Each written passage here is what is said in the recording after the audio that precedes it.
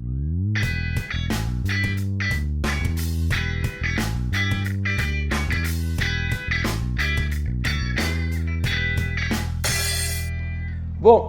e aí nós podemos perguntar como combinar esses ingredientes, como é que isso vai então afetar o estado fresco? Eu já dei uma antecipada. Se você colocar mais pedra e menos pasta, esse cara com certeza vai ter uma cara mais áspera. Se você coloca mais pasta e menos pedra, ele vai ter uma cara mais fluida, de creme. Então eu tenho que começar a aprender a brincar com os ingredientes. E aí um conceito que a gente tem cravado, isso é parte bastante grande da temática de pesquisa do meu grupo, onde eu trabalho muito. Existia um conceito ano passado, é o seguinte, que as coisas meio eu combino e acho um jeito de fazer o sistema fluir. Né? Vou pôr aditivo, era meio empírico isso daí. O que tem avançado ao longo dos anos é a compreensão de como combinar os ingredientes para garantir o que a gente chama de mobilidade entre as partículas. Se você está pondo líquido para separar um monte de partículas, o que você quer é que essas partículas se movimentem entre si. Então, se eu quero uma facilidade de mobilidade, porque eu não quero usar muita água. Se eu usar muita água, eu vou precisar de usar muito cimento eu vou gastar muito dinheiro, vou impactar o meio ambiente, etc. Todo o truque é aprender como combinar os ingredientes em proporção, tamanho, formato, de forma que a combinação desses ingredientes permita que as partículas tenham uma mobilidade relativa uma em relação às outras bastante fácil, que com pouca água elas consigam se movimentar, né? E o tempo que você vai ter de vida útil para trabalhar esse material vai estar sempre atrelado à reatividade dos teus ligantes. Se você quer um concreto que vai ser transportado por caminhão betoneiro em São Paulo, que ele tem que ficar 2 horas no trânsito, como é que você pode imaginar uma mistura que endurece em 15 minutos? Você precisa garantir 2 horas. Mas por que ele mudaria de comportamento? Bom, primeira possibilidade, a água está evaporando, mas não vamos evaporar tão rápido a água. Segunda possibilidade, os produtos reativos reagem muito rápido. Então, quando a gente pensa em controlar a trabalhabilidade de um material cimentício, a gente tem que garantir a mobilidade das partículas e que a velocidade das reações sejam compatíveis com o uso. Se elas forem lentas demais, pode ser um problema. Se elas forem rápidas demais, pode ser um problema. Se você vai bombear e ele endurece em 15 minutos, ele entope a tubulação, ele vai endurecer dentro da tua tubulação. E isso você tem que então aprender a controlar a mobilidade entre as partículas e a reatividade das fases reativas. Isso sempre foi conhecido como, então eu controlo isso com quanto que eu coloco de cada fase. Lembrando que as fases são a pasta, a argamassa e o agregado. Ou qual que é o tamanho das minhas partículas? Qual que é o teor e o tipo de cimento que eu uso? Quanto de água eu vou utilizar? Que aditivos eu uso?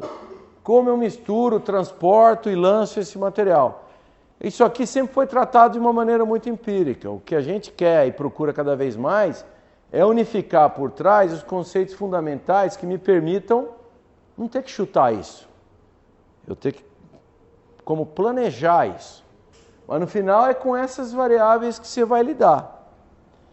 Agora, tem uma coisa antes, né? Se qualquer concreto que você queira fazer, quando eu falo da proporção das fases, eu imagino fazer um material que depois de misturado, moldado, fique monolítico, né? Então, na verdade, assim, não pode faltar pasta no meio das pedras. Não pode faltar argamassa no meio dos graúdos. Não pode faltar pasta no meio da... Então, para que esse material, quando ele estiver endurecido, ele seja monolítico, que é o que você está fabricando, ou seja, para eu poder brincar depois com isso, eu tenho que garantir uma condição antes, que é o que a gente chama de condição de continuidade das fases. O que é continuidade das fases? Quando você tem aquela fração pasta, que é o cimento e os finos, a quantidade de líquido que você colocar e eventualmente o ar que pode estar sendo incorporado durante a mistura ou por aditivos, tem que ser maior que o volume de poros entre esses caras aqui. Ou seja, aquela pasta tem que virar uma sopinha por si só. Se você não colocar a quantidade de água suficiente para isso acontecer, essa pasta vai parecer um pó úmido. Não vai virar uma sopa, né? Não vai ficar um líquido, uma suspensão. Então eu tenho que garantir um volume mínimo de líquido para que esse pó se converta em uma suspensão. Quando agora eu olhar na escala da argamassa, o volume de pasta gerado tem que ser maior que o volume de poros entre os grãos de areia. Qual que é o volume de pasta? É o de água, mais o de ar, mais o dos finos aqui. E o mesmo para o graúdo. O volume de argamassa tem que ser maior que o volume dos vazios das pedras. Ou seja, se você agora está imaginando o graúdo e quer converter esse cara numa suspensão homogênea, se você colocar um volume de argamassa pequenininho, olha que isso aqui está no teu recipiente. Se você colocar só esse volume de argamassa aqui, ó, esse cara aqui não foi nem molhado, né? Ele nem participa do sistema. Então eu vou aumentando o meu volume de argamassa até que todos os poros tenham sido preenchidos, né? Ah, mas esse cara aqui, se eu colocar exatamente só esse volume, uma pedra ainda está tocando na outra, tá? Se eu quiser movimentar esse sistema para ter mobilidade, elas vão se atritar? Vão. Ah, se eu quisesse uma mobilidade mais fácil, você ia botar um monte dessa pasta para esses caras estarem afastados. Então, toda essa questão de continuidade é para garantir a entrada no jogo. Mas a mobilidade no final vai ser quão distante cada unidade móvel fica uma em relação à outra. Se eu quero alguém muito fluido, esse cara tem que se movimentar sem trovar com os seus amigos. Essas são equações. Ah, vamos voltar de trás para frente. Esse é o graúdo. Agora eu vou dar um zoom aqui na pasta. Então você vai ter os grãos de areia aqui, preenchidos pela pasta. Agora eu vou dar um zoom na pasta. Você vai ter os grãos de cimento e coisa preenchidos pelo líquido. Então aqui você tem a sua pasta, sua argamassa, e aqui você tem teu concreto.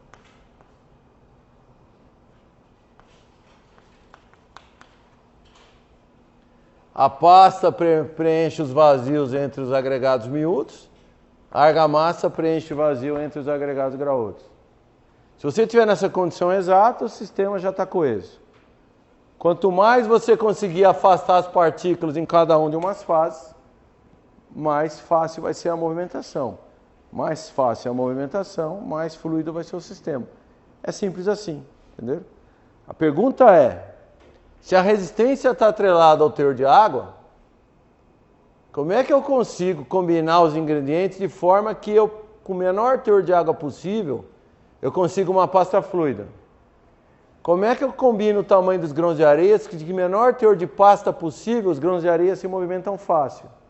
E como é que eu combino o tamanho dos graúdos que com o menor teor de argamassa possível, os graúdos se movimentam fácil? Então o que nós vamos brincar agora não é no macroconceito, é como eu penso de combinar esses ingredientes de forma que eu consiga no final do dia fazer ele ter o máximo de mobilidade com o menor teor de água possível. Quanto menor for meu teor de água possível, maior vai ser minha resistência, né? Se eu tenho alta resistência, menor vai ser o teor de cimento que eu vou precisar.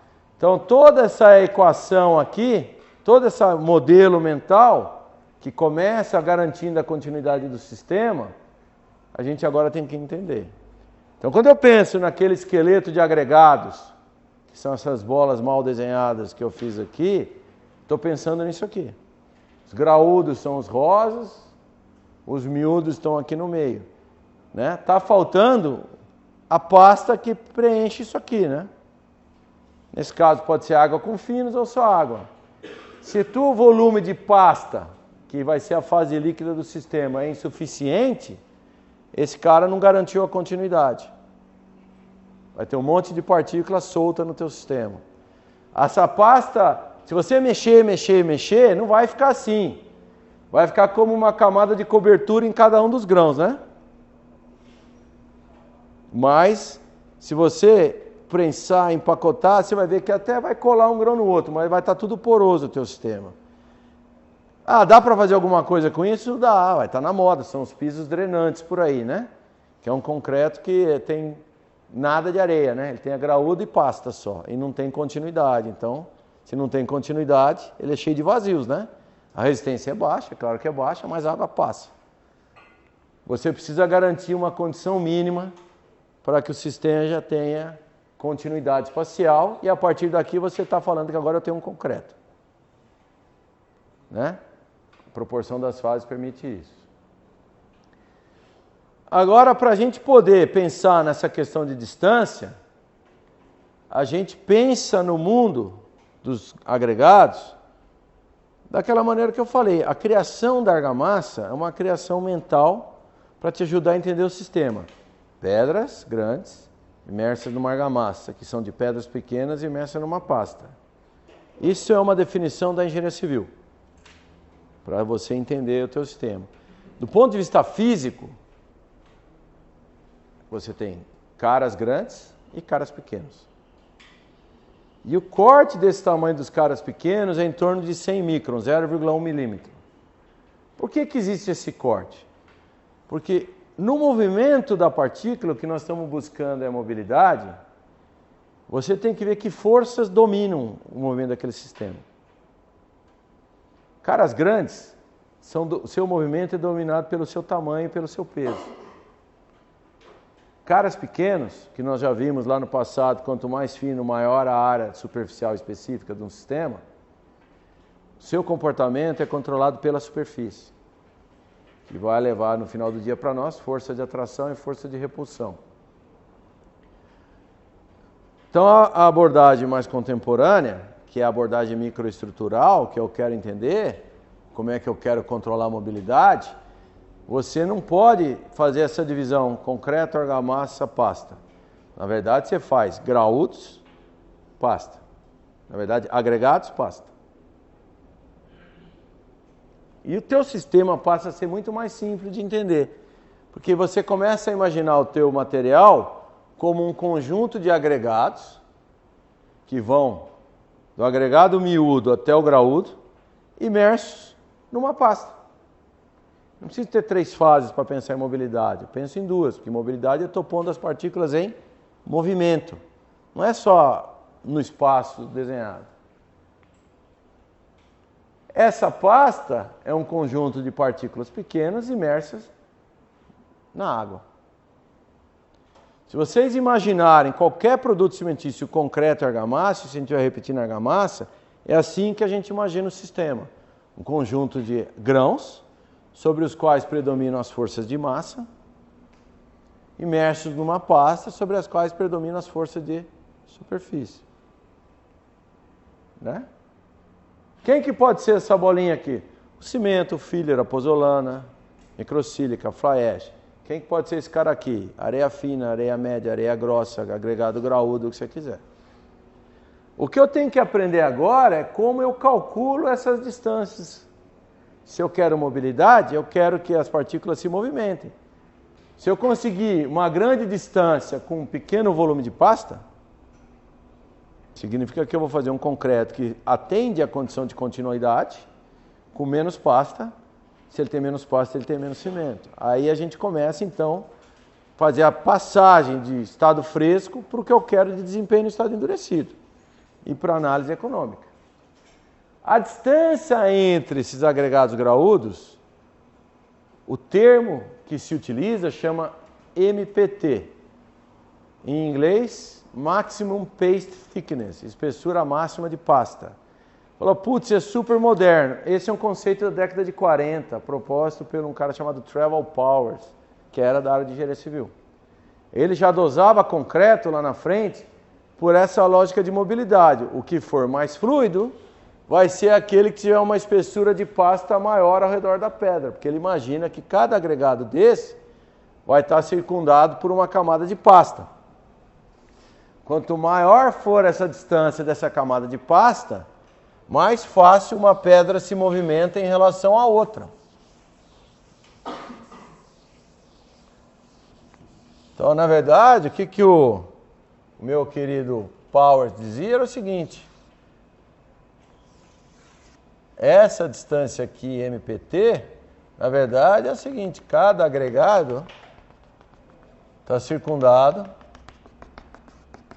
por uma camada de pasta. Então, tem teu agregado aqui e aqui está a tua pasta.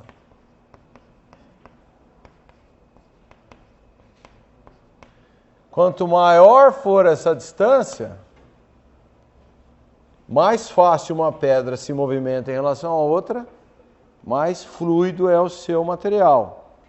Na verdade, aquela medida de fluidez que é baseada no cone, que eu vou mostrar para vocês, se você puser aqui, fluidez em função do MPT, isso aqui dá,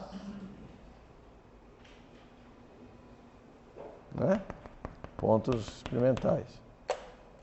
Essa é a abordagem de distância. E o mesmo vem para dentro. O pessoal da área de cerâmica trabalha com a distância aqui, ó. Como é que eu faço uma suspensão cerâmica ter a mesma mobilidade? O mesmo conceito. Eu quero ter o máximo de distância entre as partículas pequenas. E aí eu vou trocar de nome, porque a escala é geometricamente, eu fiz um zoom.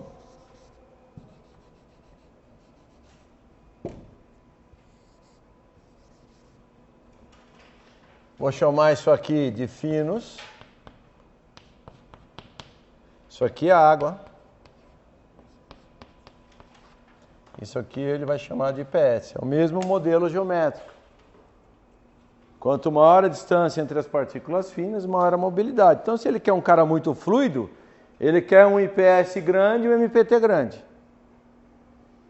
O que eu preciso agora é aprender como eu combino os caras para obter isso daí.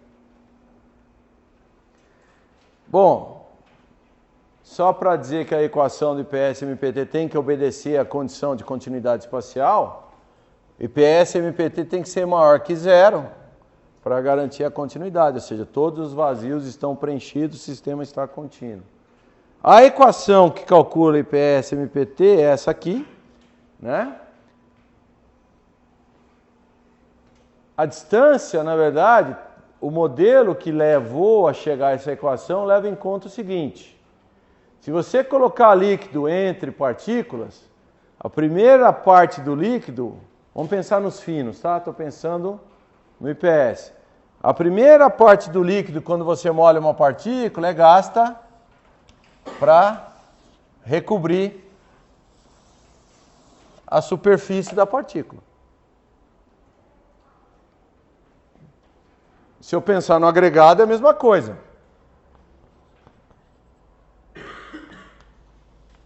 Né? A primeira quantidade de pasta que você coloca num concreto, ela molha os agregados. Ou seja, quanto maior a área de superfície, nesse caso é volumétrica, tá? Por que é volumétrica? Porque é uma distribuição espacial, então isso aqui é a área metro quadrado por grama. Ou seja, 1 grama desse material, quantos metros quadrados de superfície tem? Multiplicado pela densidade do material, grama por centímetro cúbico. Então, essa grandeza aqui é metro quadrado por centímetro cúbico. Significa o seguinte: 1 centímetro cúbico do pó tem tanta área de superfície. Tá? Tá aqui, ó. A área de superfície é a área superficial vezes a densidade do cara. Vale para os finos, vale para a pedra. Só que na pedra, o líquido que afasta a pedra não é a água, é a pasta. Na pasta, o líquido que afasta as partículas é a água. É um modelo fractal, na verdade, é um modelo de escala, né? Quanto maior a área, menor a distância. Por quê? Eu gasto muito líquido recobrindo superfície. Esse IBS é a fração volumétrica de sólidos. É quanto, se você tem 100 ml da suspensão, Se você tem 60 ml de sólidos, o teu VS é 0,6. É a fração volumétrica de sólidos no total. Quanto maior o teor de sólidos, menos líquido tem no teu sistema, mais perto estão as partículas. E o último item aqui é a distribuição de tamanhos, né? Aquilo que geralmente a gente sempre pensa que é a única coisa que controla o sistema. Tenho partículas desse único tamanho. Pode ser que você tenha aqui aproximadamente 40% de vazios, é monomodal. Agora eu vou colocar uma partícula menor aqui, vou colocar uma menor aqui. Vou fazer uma combinação que essa quantidade de vazios que eu tenho agora no sistema caia para 10%. Ou seja, se você melhorar a combinação de tamanhos, você não precisa gastar líquido preenchendo o vazio desnecessário. Todo líquido que você coloca, ele recobre a superfície e já gera afastamento. Quanto maior for a porosidade, ou seja, pior for a tua combinação de tamanhos, mais líquido você gasta nesse vaziozão aqui, que não gera efetividade na separação. Então essa equação combina tudo o que vocês precisavam saber. O impacto da área. Então se eu mudar um agregado por um agregado reciclado, o agregado reciclado ele tem o mesmo tamanho, mas ele está coberto de grão de cimento hidratado. A área dele é muito maior. Se eu trocar uma areia de morfologia redonda por uma areia de morfologia ruim. A areia de morfologia ruim, além de ter uma área maior, porque a relação área-volume da esfera é a menor possível, ela não fica bem empacotada. Nessas coisas irregulares, deixa uma porosidade muito grande entre as partículas, né? Então, se você piorar a forma do grão, você aumenta isso e aumenta isso. Aumentando isso, você diminui as distâncias. Então, com essa equaçãozinha aqui, você consegue pensar tudo o que você precisa para entender como controlar isso. Lembra que o teu desafio é obter, maximizar MPT e IPS simultaneamente, maximizando a tua concentração de sólidos. Ou seja, tendo o menor teor de água possível. Isso só é possível se isso aqui e isso aqui forem os menores possíveis.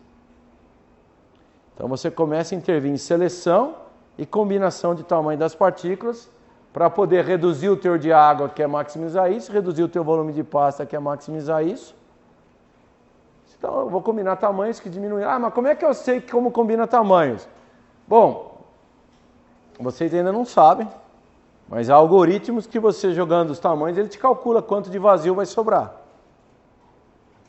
Na condição de máximo empacotamento. Se eu pegar essas pedras e colocar numa caixa, quando acertar essa condição de tamanhos, essa caixa vai ser a mais pesada possível. Essa é uma técnica de dosagem empírica, quando o cara dosa concreto ou dosa bloco. Eu não tenho um equipamento que me diz o tamanho da partícula, então eu tenho lá meus ingredientes. Eu começo a combinar e a caixa é um volume constante. Então eu combino 10 disso, 20 daquilo, 30 do outro. Coloco na caixa e peso.